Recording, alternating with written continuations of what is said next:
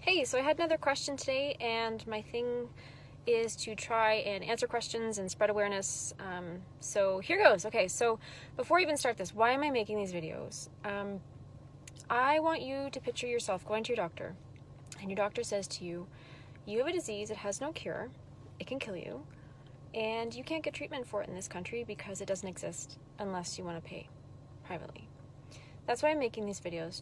It's not about me and it's not about what's going on with my Lyme, but it's about just spreading awareness for what is going on for people, especially those, I'm close to remission. I can advocate for myself. My brain is clear. There are a lot of people right now who are still in a point where they've got inflammation in their brains and they can't advocate, or they haven't put two and two together that what's going on in their bodies, is Lyme or is something. I just don't even have words. I'm so frustrated. Anyway,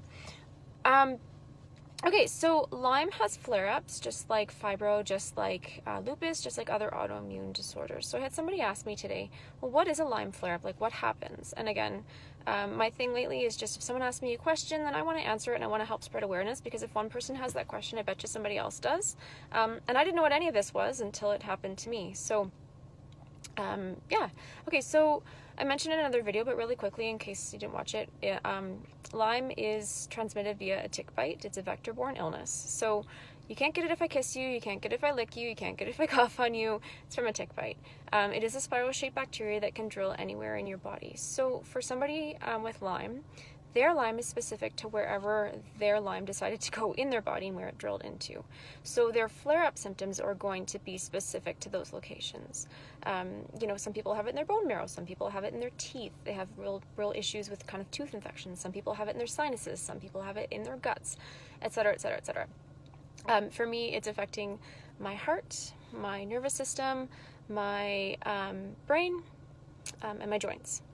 So, again, not about me, this is about just Lyme in general, but a really common thing with Lyme in a flare-up especially is the joint pain. And it's searing, burning joint pain, kind of like when you blow out your knees, the best way I can describe it. It's awful, and it's constant, and it's worse when you're in a flare-up. Picture that level of pain, but in your whole body, which then makes your body feel really weak because it's got this process going on creating pain, which then creates weakness, etc. So again, it's inflammation. If that inflammation is in your heart, then it's going to create issues with your heart, which was going on for me at the worst. If it's affecting your brain, it's going to create brain fog, and brain fog is one that's really hard to explain. The easiest way, I think, for me to explain it is sort of like early Parkinson's. Watching my grandmother with Parkinson's, the earlier symptoms is what sort of I experienced when I was in my worst in a flare. So confusion, things that should make sense, kind of. Lyme rage is also a thing, but that's a whole other post. Depression, feeling overwhelmed, OCD, all that stuff. Anything, your brain is swollen. You're walking around with a swollen brain. There's a lot of things that can kind of happen from that. In chatting with people who live in other countries, because of course Lyme doesn't exist here, but other countries where they have doctors who are allowed to acknowledge their Lyme without risking losing their medical licenses, or who are risking losing their medical licenses by treating Lyme, they have access to get scans. And a Lyme brain and an MS brain actually look the same on a scan. The difference is that once you start treating the Lyme, the lesions go down. So making this video in hopes of just kind of sharing the awareness, spreading the word, and also just kind of sharing the point that, as I said in the beginning of this video, it's a disease that isn't accepted here. Left untreated can progress into various different autoimmune disorders. And I just want people to think about this for a second. I don't have access to get a brain scan because my doctor's not allowed to acknowledge that Lyme exists here.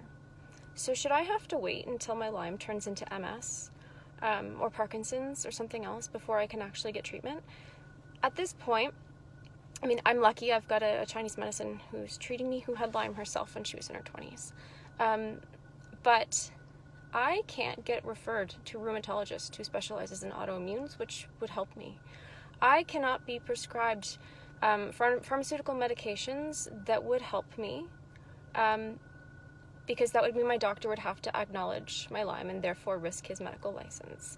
Unless I go in and basically lie and say, oh, I have XYZ, which is, another reason that you could prescribe that medication. For example, there's now a drug that exists that is for alcoholism, that one of the other uses for it treats Lyme. The only way to get my hands on that drug would be to go in and say, I have a drinking problem, and I don't. So it's a little frustrating as somebody who's trying to get treatment, to know that, you know, I have inflammation in my brain and I can't have access to scans unless I pay for them privately or leave Canada. I can't have access to rheumatologists because I have perfect blood work, aka in Canada we don't test for Lyme the same way as Germany, where my tests came back positive from. Therefore, I don't qualify to be sent to the specialists who are treating for this. Just let that sink in for a minute.